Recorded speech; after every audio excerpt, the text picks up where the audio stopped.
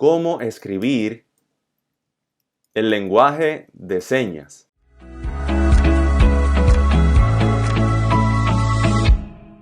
Saludos, soy el profesor Carlos Figueroa y hoy quiero mostrarte cómo podemos descargar e instalar la fuente Gallaudet para escribir el lenguaje de señas en nuestra computadora.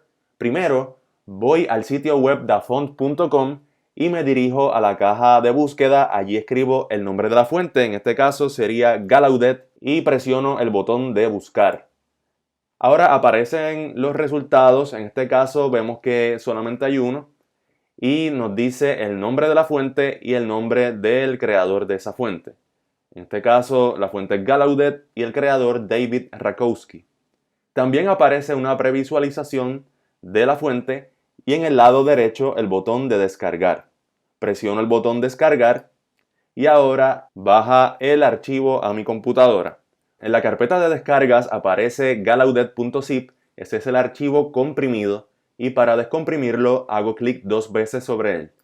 Ahora aparece el archivo gallaudet-regular.ttf, ese es el instalador de la fuente. .ttf significa True Type Font o fuente tipográfica verdadera. Ahora hago clic 2 veces sobre ese archivo y se abre una ventana para instalar los tipos de letra. Aparece la previsualización de la fuente que tiene de la A a la Z y también tiene los números del 1 al 9 y el 0. Ahora presiono instalar y ya puedo ir a cualquiera de mis programas y utilizarlo.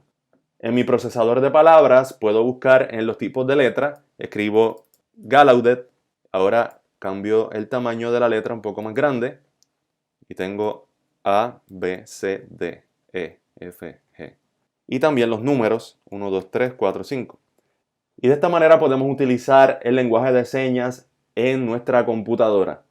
Si te gustó este video, suscríbete a mi canal para aprender más de diseño gráfico y tecnología. Nos veremos en el próximo video.